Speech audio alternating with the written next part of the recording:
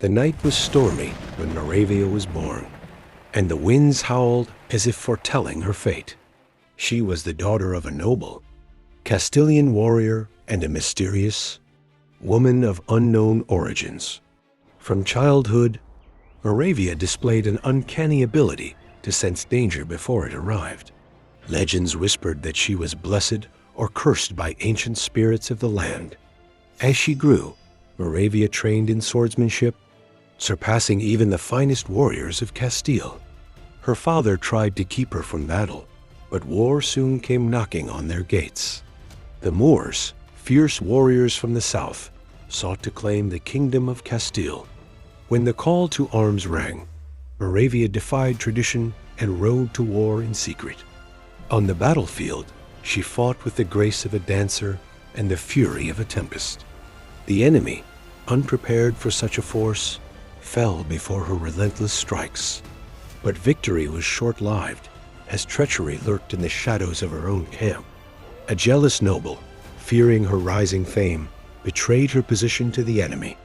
Captured and bound in iron, Maravia refused to beg for mercy. The Moorish commander, impressed by her spirit, offered her a place among his warriors. Maravia spat at his feet and declared, "I serve only my land and my honor." Angered, the commander ordered her to be taken to the farthest dungeon. Locked away in darkness, Maravia refused to let despair consume her. She waited, listening, observing the guards, learning their routines.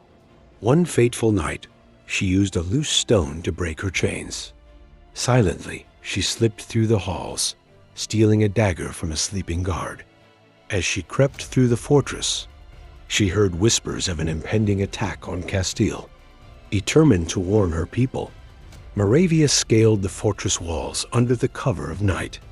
The cold wind bit at her skin as she ran through the rugged hills toward home. Exhausted but relentless, she reached Castile just before dawn.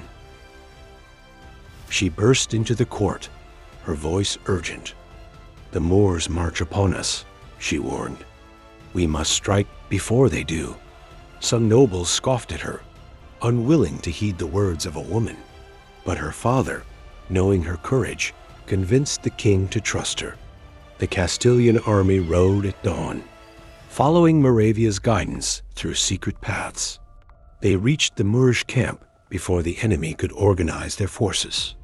With a fierce cry, Maravia led the charge, her sword gleaming in the morning light. The Moors, caught off guard, struggled to mount a defense. Maravia cut through the ranks, her movements swift and deadly. Her name echoed across the battlefield, striking fear into her foes. The Castilian knights fought with renewed vigor, inspired by her relentless assault. The battle raged for hours, but the tide had turned. Seeing defeat looming, the Moorish commander ordered a retreat. Maravia pursued him, determined to end the threat once and for all. She caught up with him near a ruined tower, their swords clashing in a final duel. Blades flashed, sparks flew, and the ground trembled beneath their battle. Maravia struck with the force of a tempest, breaking through his defenses. With a final blow, she sent him to his knees, defeated. The remaining Moors fled, leaving the battlefield to Castile. Maravia stood victorious, her breath heavy, her will unshaken. The Castilian soldiers knelt before her, recognizing her as their savior. Even the king, once skeptical, bowed his head in gratitude. Maravia sheathed her sword, knowing her fight was never truly over. For enemies would always rise, and she would always stand against them. Her name would be spoken in hushed tones, feared by her foes, revered by her people. Maravia, the warrior of Castile, was more than a legend, she was a force of destiny. Years passed, but Maravia's legend continued to grow. Whispered in the halls of Castile, travelers would recount tales of her bravery, inspiring new generations of warriors. Despite her victories, Maravia remained humble, devoted to protecting her homeland. She trained young knights, passing on her skills and wisdom to the next generation. Castile prospered under her watchful eye, its borders secure from invaders. Maravia's presence in the court was a constant reminder of strength and resilience. But as the years wore on, her body began to feel the toll of countless battles.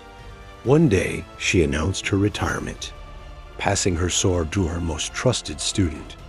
The people gathered in the streets, cheering her name one last time.